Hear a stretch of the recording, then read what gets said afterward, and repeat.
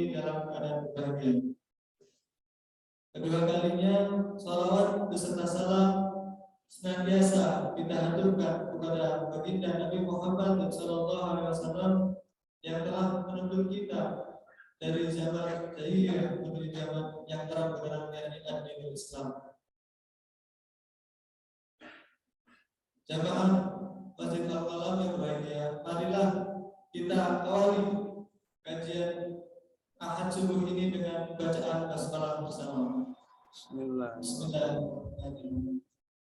Selanjutnya kajian yang akan diisi materi oleh Ustaz Kusno SAG MPDI.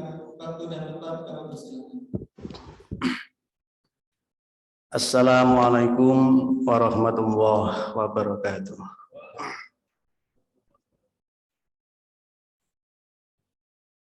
Bismillahirrahmanirrahim. Hamdan wa syukranillah. Salatan wa salaman ala Rasulillah Nabiyina Muhammad ibn Abdillah. Raditu billahi rabbah wa bil islami dina wa bi Muhammadin nabiyyan wa rasulah. Rabbana zidna ilma warzuqna fahma waj'alna min ibadikas sholihin. Amin. Bapak Ibu dan sekalian, jamaah kajian ilmu ba'da salat subuh Masjid Al-Qalam Universitas Muhammadiyah Jember yang dirahmati Allah, baik yang daring maupun yang luring, yang offline maupun yang online, yang dirahmati Allah. Bersyukur kita kepada Allah Subhanahu wa taala dan senantiasa memuji terhadap keagungan, kekuasaan, kudrat iradahnya yang melimpahkan nikmat karunia kepada kita dan seluruh makhluk ciptaannya, memberikan jaminan kecukupan rezeki yang dibutuhkan dengan baik, dengan tepat. Salawat salam semoga senantiasa terlimpah curahkan kepada junjungan kita Nabi Muhammad sallallahu alaihi wasallam yang menjadi teladan utama kita di dalam mengarungi kehidupan yang penuh dengan tantangan sehingga kita bisa istiqomah karena ada contoh yang bisa kita jadikan panutan. Ya. Dan pada saatnya nanti beliau akan menjadi saksi ahli terhadap kebenaran hidup kita ini. Berikutnya, jamaah rahimakumullah, di dalam kita berislam itu kan inginnya menjadi kuntum khaira ummatin. Jadi keislaman yang kita amalkan, ajaran Islam yang kita anut, yang kita kerjakan, itu kita bela-belain, katakan dia, bela-belain menjunjung tinggi menegakkan Islam itu adalah supaya kita lahir menjadi sosok kuntum khaira ummatin. Seorang manusia yang tidak hanya berpikir dirinya sendiri sebagai orang baik, tetapi menjadi komunitas umat di mana setiap individunya itu memang berorientasi pada kebajikan. Jadi kalau kita bicara masyarakat bangsa, masyarakat warga dunia, itu kalau ingin menjadi warga dunia yang rahmatan lil alamin, ya tentu setiap individunya harus mengembangkan sikap bagaimana dia menjadi orang yang khairul ummah, menjadi bagian daripada komunitas masyarakat umat yang terbagus, terbaik. Bahkan ketika kita ingin menjadi umat yang bagus, maka seringkali kita menyebutnya adalah umat yang ada di depan. Umat yang punya orientasi arah hidup, bahkan posisi yang awal, yang pertama, di garis depan.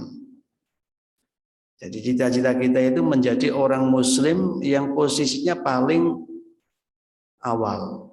Wa ana awalul muslimin. Cita-cita utamanya begitu.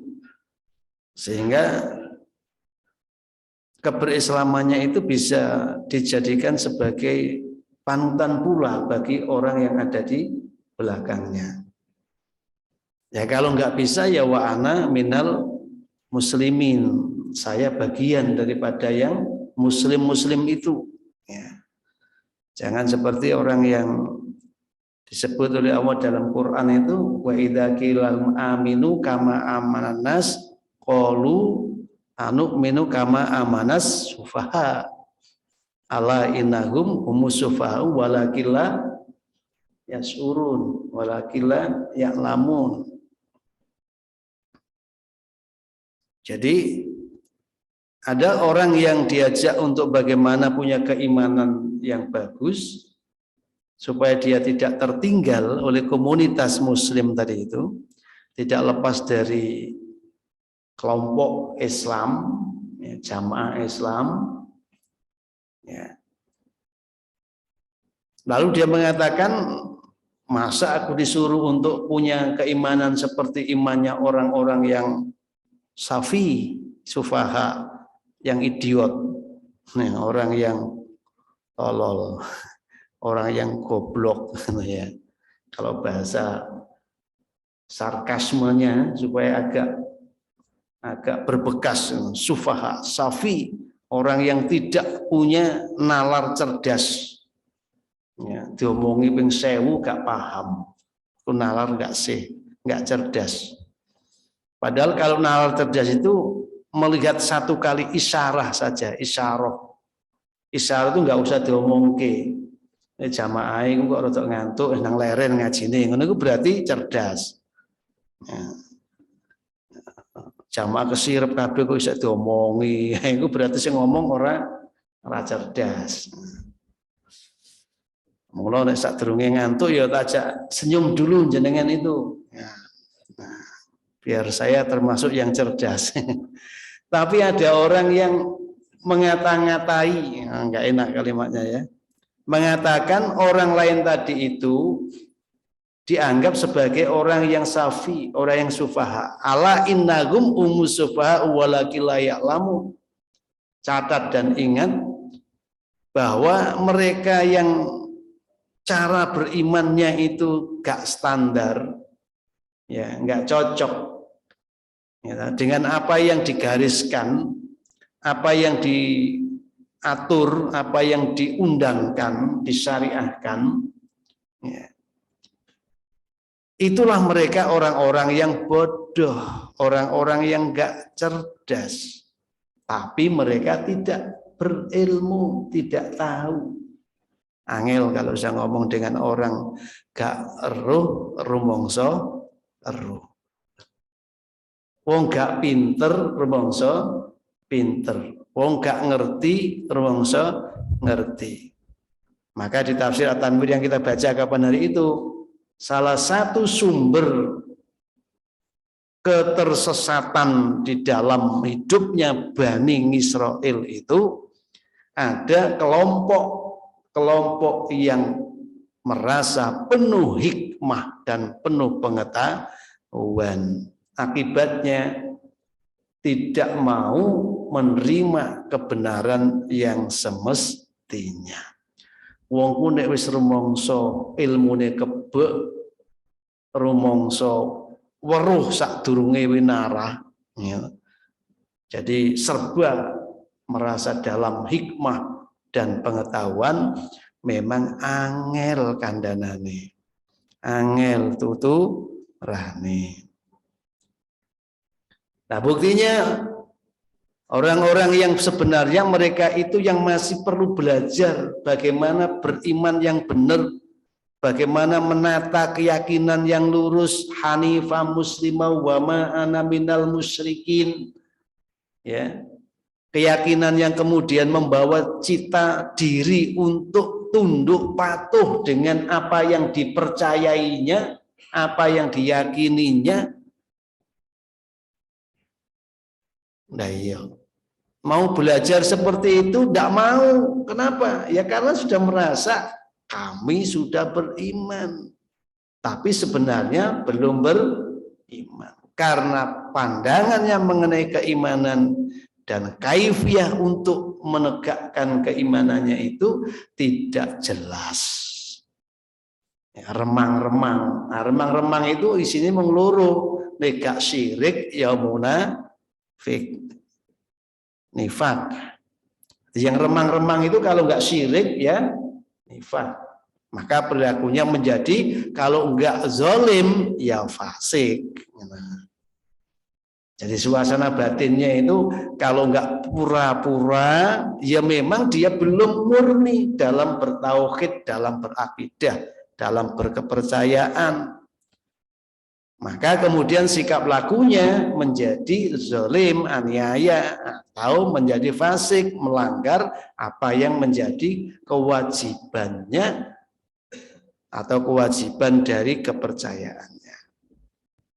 Maka untuk menjadi kuntum khaira ummatin itu yang pertama harus betul-betul memperdalam masuknya iman ke dalam hati, ke dalam jiwa, sehingga iman itu tidak sekedar konsep, tetapi iman itu menjadi kekuatan dahsyat yang kemudian mendorong melakukan sikap dan tindakan yang benar dan tepat. Jadi kalau jenengan itu menyebut kul wallahu ahad, katakan olehmu katakan Allah itu tunggal, Allah itu esa, Allahu somad, Allah itu tempat bergantung. Apakah sudah betul hati kita itu menggantungkan segala yang terjadi dalam kehidupan kita itu dengan Allah? Apakah sudah benar setiap laku kita itu berawal dan berujung pada kekuasaan Allah? Bismillahirrahmanirrahim. Ketika mengawali pekerjaan, aktivitas dengan nama Allah yang Maha Welas, yang Maha Asih, yang Maha Pengasih, yang Maha Penyayang. Sudahkah setiap kita melakukan aktivitas itu selalu di depan diikat dengan tali tauhid dengan nama Allah yang Maha Rahman, yang Maha Rahim, hatta menyembelih binatang yang tidak kita konsumsi, jiwa menyembelihnya bukan kebencian dan bukan kesadisan, tetapi kelembutan, seolah-olah dia berkata kepada binatang yang mau disembelih itu, ngapunten nggih, kula terpaksa nyembelih jenengan, soalnya jenengan itu dicipta oleh Allah untuk saya makan. Sehingga membunuh sesuatu yang kemudian dibiarkan itu idoa, pelanggaran.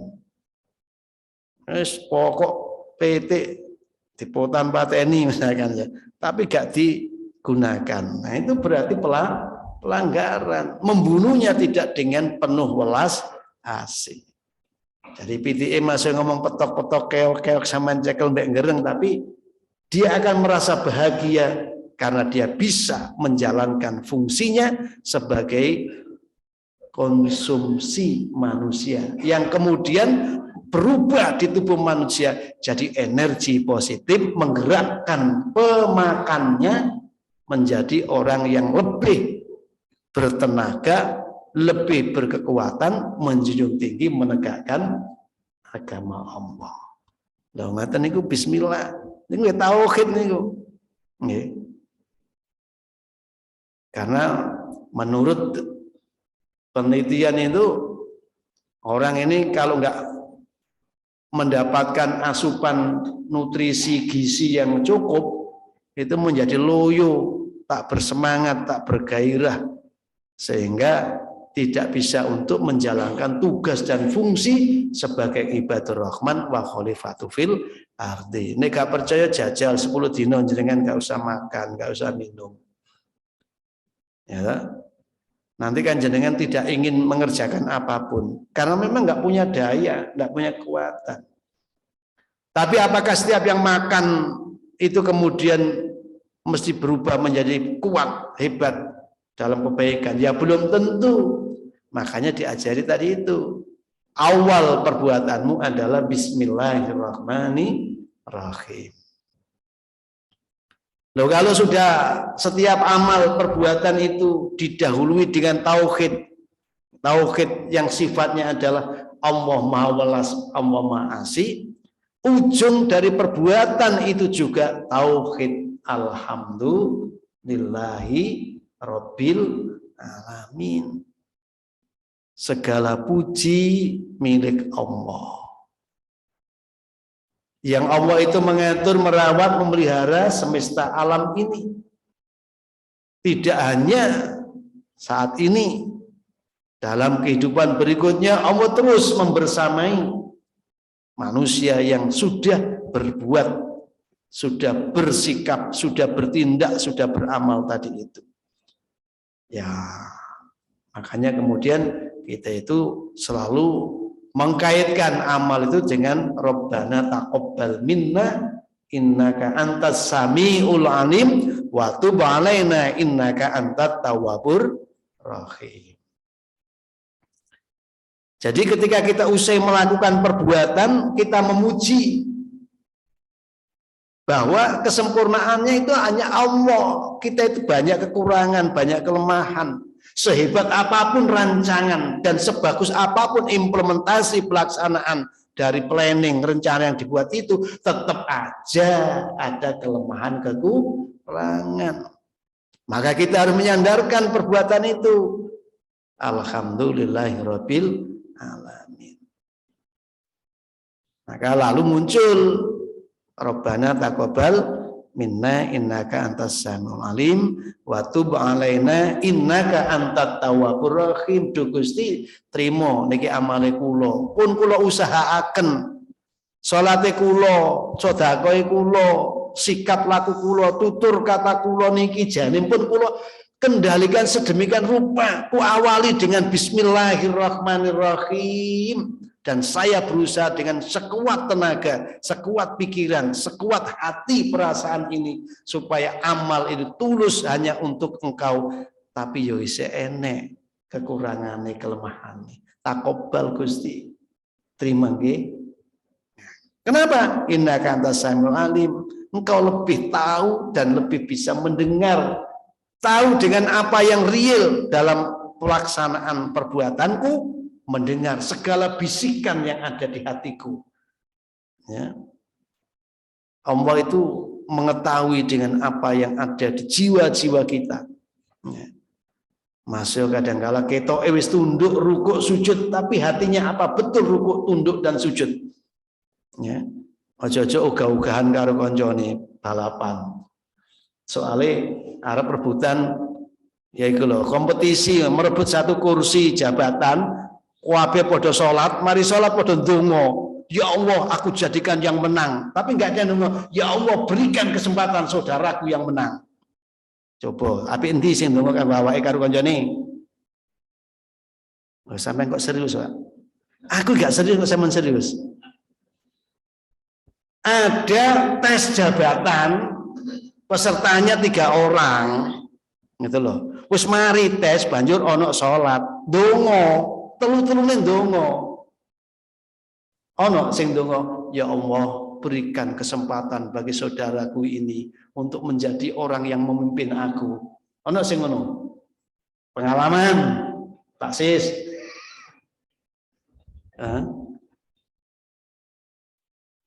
Itu betapa ego manusia itu sangat besar. Bahkan nalikane kalah terus nganggep koncone sing ikulah sing ikilah. Nah, ada hasadan. Ya, wis tauhide gak lurus, mentalitasnya juga kacau. Maka bagaimana kita menjadi yang kuntum khaira ummah, umat yang terbaik tadi itu, yang progresif, yang maju, yang dinamis, maka iman itu harus lurus. Iman itu harus benar dan itu dimasukkan ke dalam jiwa sehingga menjadi energi, kekuatan dahsyat yang selalu mendorong sikap laku hidup kita itu tertunduk minallah wa ilallah. Kita itu dari Allah dan akan menuju Allah. Yes.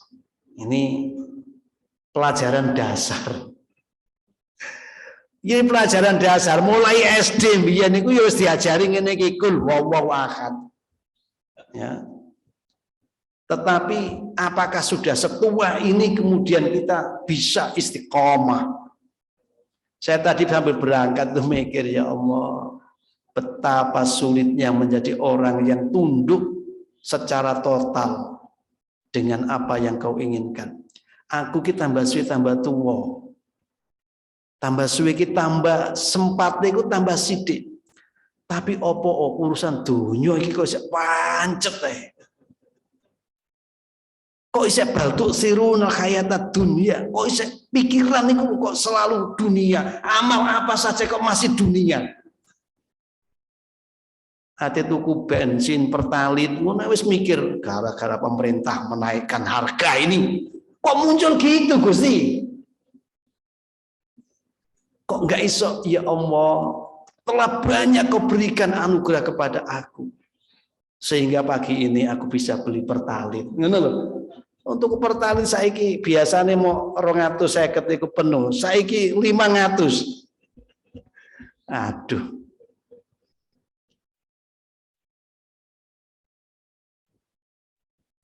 Itu artinya minallah wa ilallah iku sik durung lega. Belum ada raditu billahi robba. Aku belum menjadi orang yang ridho dengan Allah yang mengatur kehidupan ini. Akhirnya ya wis ngene iki wujude, hidup dalam kegelisahan. Dikeki gak duwe gelisah. Dikeki sugih gelisah. Karena bukan kekayaan dan kemelaratan, sebabnya adalah hati yang tidak syukur dan sabar. Minallah wa ilallah. Ngono kuwi sana sing ngeyel. Apa enggak boleh, Pak? Ini kan karena ulah daripada seorang. Kalau saya protes, kalau saya demo, kalau saya turunkan, ada persatuan tokoh agama Jawa Timur menghadap ke MPR, diantaranya minta ada sidang MPR istimewa, sidang istimewa MPR untuk memakzulkan, apa makzulkan ya? Ya meluruhkan, membelejeti terhadap kekuasaan pemerintah presiden. Ono sing nggone YouTube lho, aku cerita YouTube tok wae ngapung. Aku yo gak melok-melok rono. Ono sing takon, "Pak, nek pimpinane zalim niku dinapakaken?" Ya dikandani, perintahe ngandani. Ya. Nek gak kena dikandani, ya nek kowe iso ngedukne ya dukke. Nek gak iso kursine jukuken. Ben gak lungguh ning kursiku. Jadi kita itu kadang-kala tadi itu belum sampai kepada tauhid yang mendalam. Iman kita itu masih diiringi dengan eman.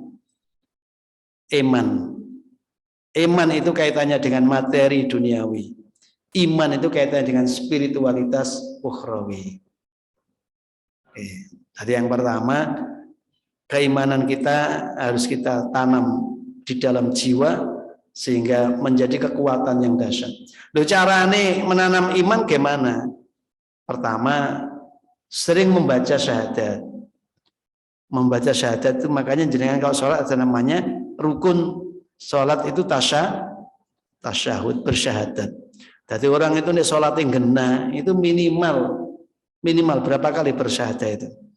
Ada tasyahud awal, ada tasyahud akhir. Ya, nih sholat luwih teko loro berapa tasyahudnya? 2. Berarti piro iku? Ping 9 ya. Minimal 9 kali. Angka tertinggi yang dipunyai manusia angka 9. Bintang tertinggi yang dimiliki manusia bintang ngawur jenenge. Iku angger muni. Jadi subhanallah. Syahadat. Jenengan pada waktu selesai wudu ada enggak syahadat? Ada. Selesai mendengar adzan ada enggak syahadat? Wong andan sendiri aja saha wis to. Orang itu kalau imannya betul, nama Allah disebut pasti kayak gitu, bergetar. Dan getar itu menimbulkan spirit untuk bertasyahud. Menjadi saksi bahwa tiada Tuhan selain Allah. Tiada zat yang ditaati, disembah kecuali Allah.